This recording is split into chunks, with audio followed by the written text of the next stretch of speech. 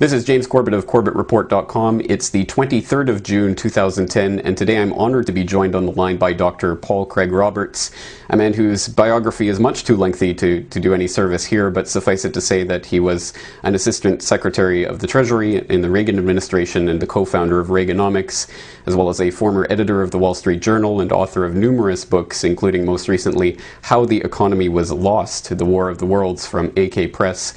Dr. Roberts, thank you so much for taking the time to join me today. You're welcome.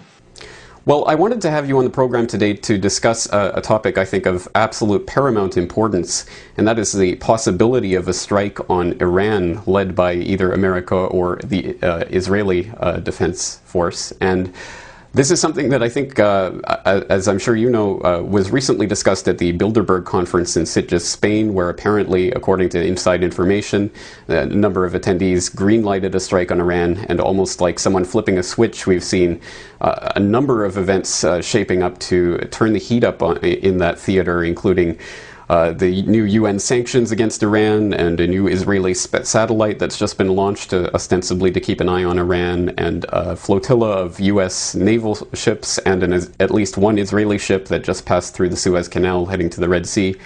Lots of very serious developments taking place in the last few weeks on this front, and I'm wondering from your perspective and your analysis whether you think this is just another wave of war rhetoric that will grow and subside like we've seen numerous times over the past several years, or do you think there is actually the possibility of an impending strike on Iran? Well, I don't know how impending the strike is, but I think the evidence is overwhelming that the United States is trying to create a situation in which it can get away with a strike on Iran. That's why we have the continual demonization of Iran, which is now multi-years old. We have all kinds of claims made about nuclear weapons programs, all of which have been refuted by the International Atomic Energy Agency's weapons inspectors on the ground in Iran.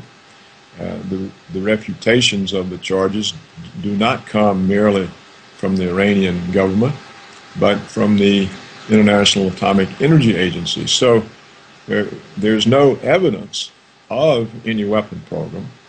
There is the assertion by the United States government that Iran has one.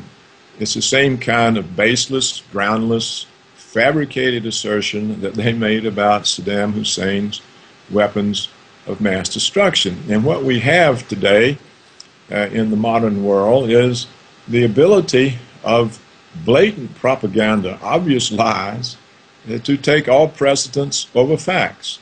Just as the weapons inspectors in Iraq said over and over, there's no weapons of mass destruction here.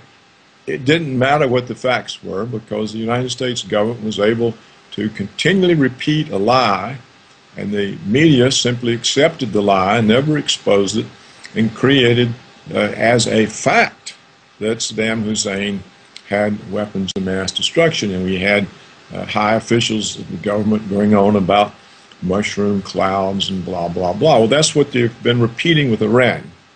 So the UN sanctions are supposed to be a cover. Now, of course, the sanctions that were granted by the UN are not the dire sanctions that the United States wanted. And so what the United States has now done is to add its own unilateral sanctions on top of the UN sanctions.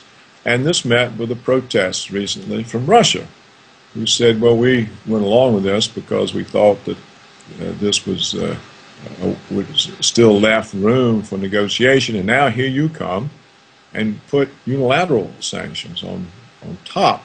So it's clear that the United States is trying to create a situation that will justify whatever lies the government tells in order to attack Iran. So we have here the kind of propaganda that we've not seen since the Nazi era.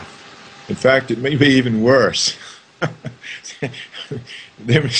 Hitler may have been more truthful than the United States government. So clearly, a war is in the works. if we can pull it off. Now, of course, Russia and China aren't going along with it. And so we will continue to try to find some way to box them in or bribe them or threaten them or in some way get enough acquiescence that this strike on Iran is possible.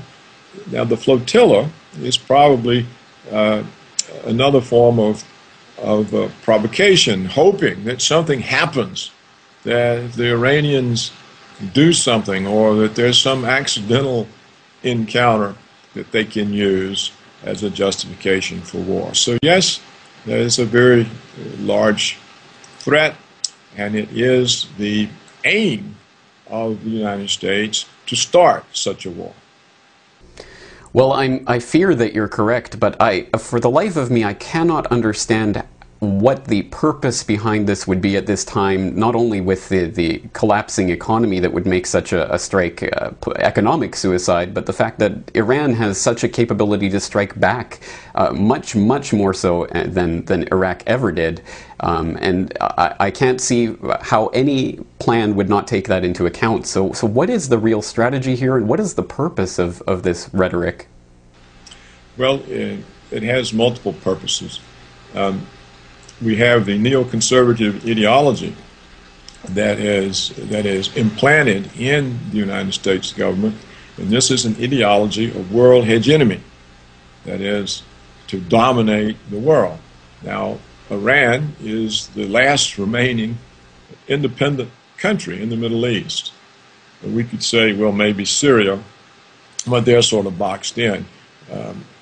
The rest of them are either occupied by the United States or are under the control of American puppet governments, like Egypt, for example, which is just another puppet state of the United States. And so this is part of extending the hegemony, clearing out the Middle East of any independent governments that represent their own people as opposed to American interest. So that's one part of it. Another part of it is Israel. Israel wants to be able to completely dominate the Middle East. It wants to finish the expelling Palestinians from the West Bank. It wants to grab southern Lebanon because of the water resources. And yet what stands in its way is Hezbollah.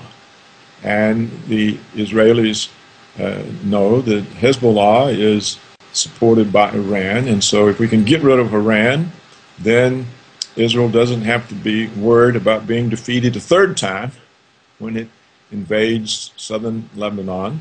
And without Iran, there's no support whatsoever for Hamas, and so they can finish starving the Palestinians in Gaza and finish expelling the Palestinians from the rest of the West Bank. So that is another part of it. So we have those are two big parts. And then the third part is just the American military security complex. It needs wars for its profits. And the United States government is all in favor of these wars and profits because money gets recycled back in political contributions. So for the United States government, war is a way of recycling taxpayers' money through the military security complex back into political campaigns.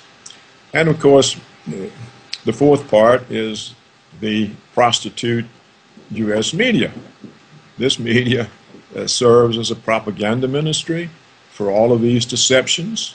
There's no honest reporting in any of the American print or TV media. And so you have there the four pieces of the picture. And this, of course, serves the media because it's entertainment for Americans. Oh, we're kicking somebody else's butt. You know, we're the great macho power. We're on the march here and there and so on. So it's a form of entertainment, helps their advertising revenues, keeps them in the government's good stead, so all the broadcast licenses are renewed.